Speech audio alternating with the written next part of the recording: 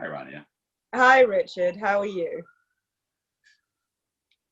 Past my feeling of feeling numb. A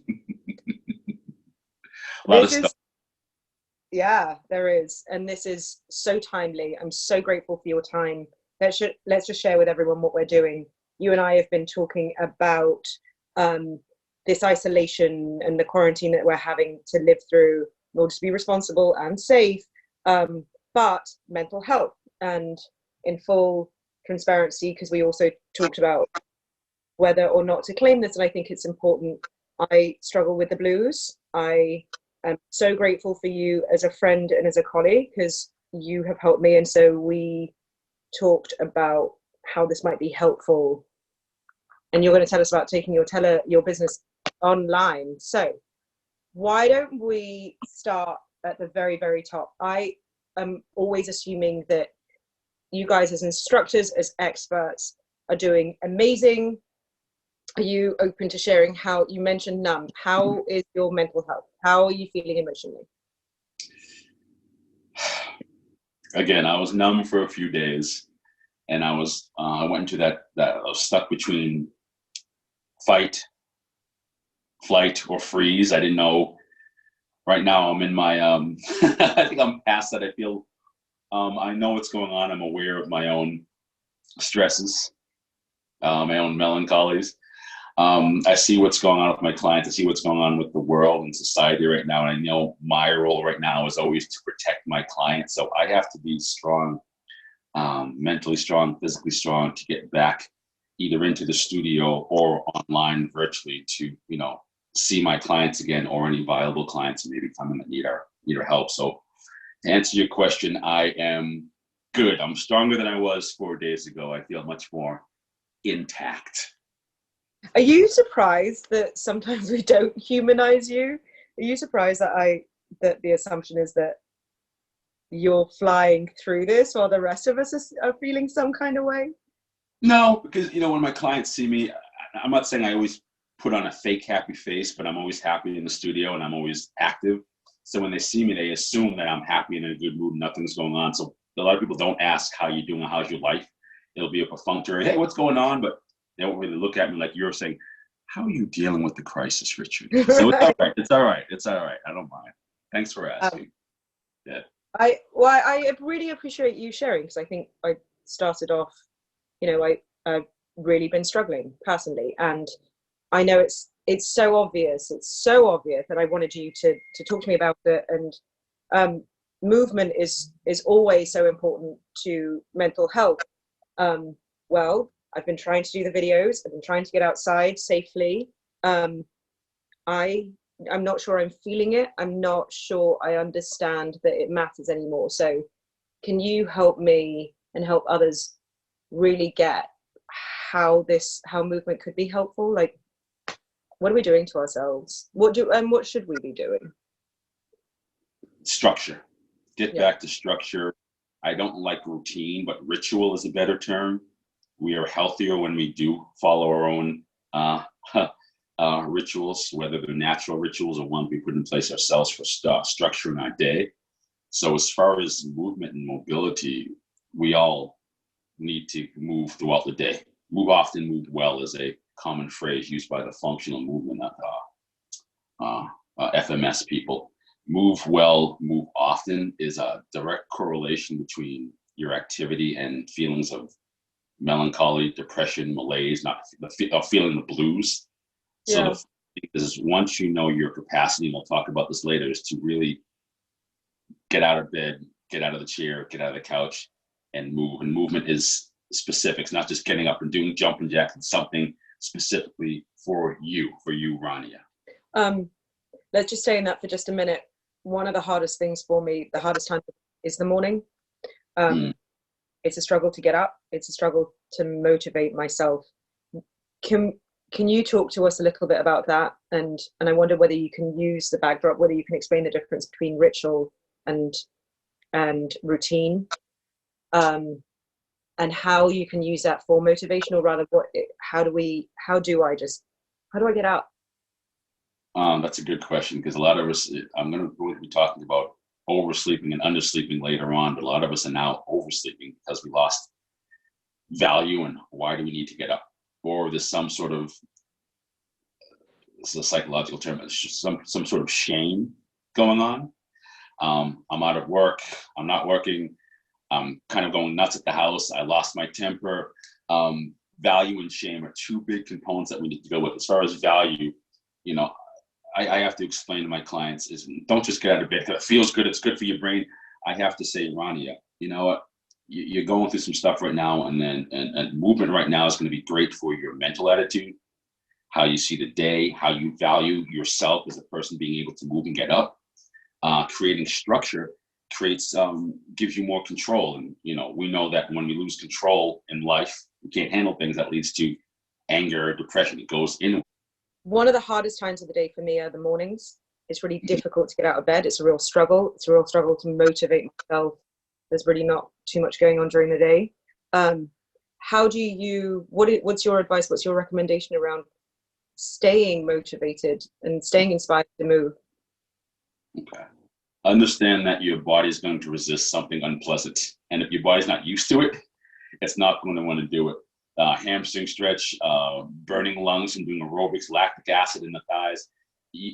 Your body and your mind may be a little bit resistant to engage because it's a change to the system. It's almost a threat to the system. However, with consistency, you know, over time, your body gets used to it, you adapt. So the first thing I tell people is, you know, take a look in the mirror, and I mean this figuratively. Get an evaluation and movement screen. Take a look at where your deficits lie, where your energy leaks lie, where your holes lie in your game, so you can build a foundation off of that. So you have an idea. When I get up and move, it's going to be directed towards these issues, whether it's mental or physical. Set small and long-term goals based upon your deficits. So if it's knee weakness or dysfunctional breathing, or, you know, I just don't like getting up at 6:30 in the morning, that can be a short-term goal. I'm going to get up every morning at 6:30 or 3 times a week and get some sort of activity, and start with a very simple program. Start simple. If you need help, check in with a physical therapist or a strength and conditioning coach, but don't do the YouTube, don't do Facebook. Again, get screened, see where you are, and then build a basic foundation off of that. I love that. One thing I have noticed, and I'm wondering if you can help me get myself out of this, because I recognize that it's not a good trait. I can set the best intentions, and if I miss it, I really start beating myself up. I've noticed that my monkey mind, I'm my own worst critic. I'm wondering if you have the same thing, and how you stop yourself from judging yourself, like how you just give yourself are we allowed to give ourselves a break, or is this the moment to push? Be flexible. Don't beat yourself up. Applaud yourself for the small victories. You reached a milestone, even just getting up. Remember, Richard, I had the right intentions, but my boiler broke, or I'm just feeling crappy, I'm in pain today. Give yourself a pat on the back for having the right goal for that morning. And if it goes awry, then you get back to it later on that day or the next day. Don't beat yourself up. Right. Try not to, although it is something to do for a minute. I have to tell you that one of the things that I used to enjoy as part of my personal program was actually being able to see the progress. Mm-hmm. How should we approach movement in this time? I mean, we're talking specifically about movement and health. I wonder if we can broaden it a little bit. Should I be moving just to maintain? Can I do something in order to actually see some kind of performance improvement? What's your take on it? Your routine has been shifted, altered, changed. You may not have the equipment, so your short-term goals, your long-term goals, you may have to hold off on those for a while, or right. Set new ones. Now I'm at home, you know, I'm going to work on my core stability, on my weak hip, versus going for the gusto. So you may have to shift your short-term goals, your milestones, and focus on those for the next couple of weeks, or hopefully not months. So this is a good time to kind of reassess, and it's all right for me to slow down. Oh yeah, it's a great time. The biggest thing is having a conversation with the client and saying, Rania, I know you're used to this. We're in the situation. Don't worry, your body, you're not going to fade away or atrophy and fade away to nothing and waste away. There are things you can do now for the next 30, 60 days, which will actually improve your performance or be a complement your activity, your performance. just a different mindset temporarily or permanently. I have to tell you, there is absolutely no threat of me wasting away. All I've been doing is eating. It's a privilege. I understand that. It's been I'm very indulgent. But I do, another question for you is, in this moment, I have noticed that I've not been able to do any kind of movement that really expends energy. And so I still feel stagnant almost. Is there anything that you can recommend if I needed to kind of like sharp releases of energy sometimes are really helpful? What can I be doing? Are you referring to like a high intensity workout or a HIIT workout? I think so, and I have seen those phrases. I don't actually know what they mean. I haven't followed that. But that thing when you're exhausted after a workout and you're really sweaty, that thing, whatever that is, I've certainly not had it in a few weeks. If you're used to high intensity workouts, it's being creative at home. The other day, and I posted this on Instagram if you want to check it out, I had a jump rope, one kettlebell, a band I put around my waist that was attached to something below and behind me, and just body weight. So I did burpees, jumping jacks, kettlebell swings, and running against the band. Take a break for a minute or two, do it again. Take a break and do sets. Cardiovascular or aerobic work. People think it's 20 minutes, 30 minutes, 45 minutes. It's 2 minutes or more. That's aerobic. Okay. You don't have to sustain it. You can do a block, and I love the guys at OPEX. They opened up my world to different ways of prescribing exercises. You do things in blocks. You can do things for 2 minutes, 4 minutes, 5 minutes. Get your heart rate up, take a break, and repeat, and try to maintain the amount of reps or time you did for each exercise. Kettlebells, if I did 20, I'm going to try to do that again each time. And you're working, within your capacity. So just because you're at home, it's a new activity. Don't go crazy the first time. Let your body adapt.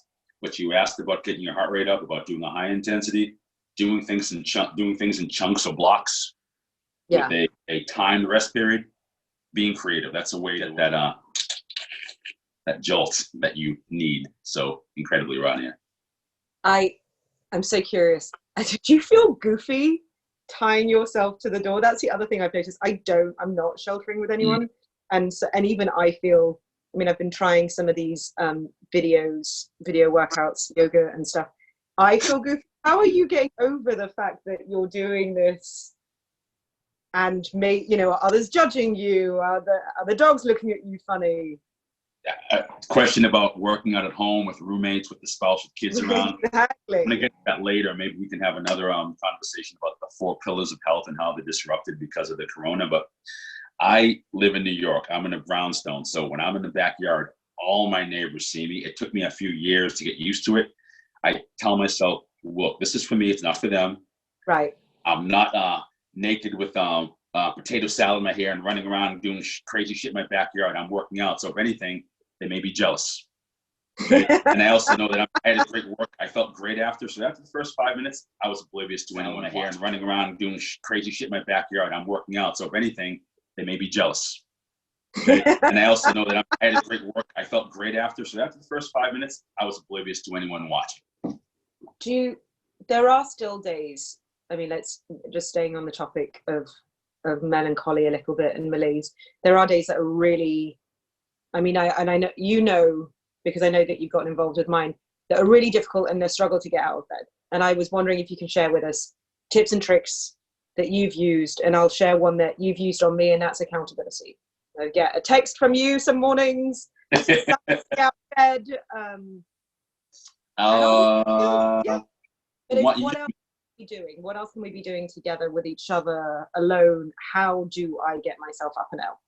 Oh, you mentioned a key word, alone. You don't have to do this alone. You can video conference with a friend, with a trainer, with a physical therapist, virtual therapy. Make a checklist of things that not just things that motivate you, such as I don't know, I can have a sub after I work. I work out so I can eat ramen, by the way, also. What can you do after? How do you feel after? I love this exercise because it opens up my chest. So make a list of things that you love, but also make a list of things that you don't like. Because as a therapist and a coach, if you don't like doing burpees or sit-ups or hangs or something, I'm not going to make you do them because they're good for you. I want to make sure I give you things that are good for you here and here, not just good for your body. So I have to make sure I find out what your triggers and motivators are, and anti-motivators, if that's the word. So if you don't like getting up at 4:30 in the morning to work out and you can't get used to it, don't force yourself. If you don't like kettlebells, don't use kettlebells. So make that list, and you can tweak it as you go along, because after a while you may find out, you know what, I hated burpees because my shoulder was sore or I was weak. And as you get stronger, I love burpees because now I can do 20 in a row. One of the things you mentioned, or one of the things that I had mentioned, is you moving your practice online. Yes.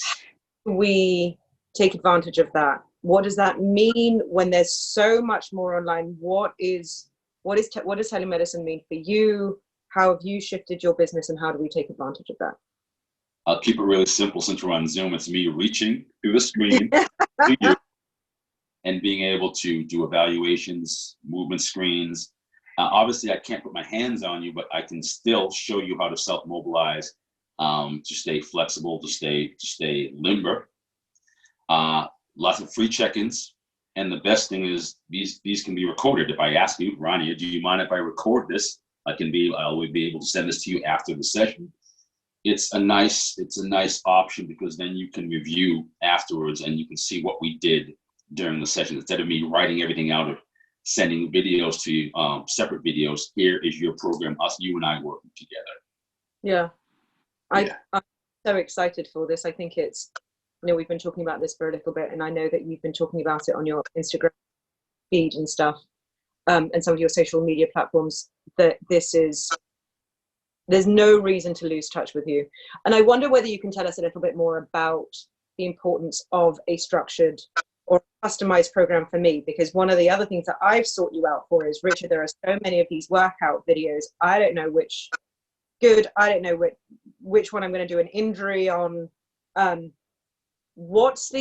you talk to me a little bit about why I want a customized program for me, and that the importance of it? Because it sounds special. It doesn't sound like something that I don't know.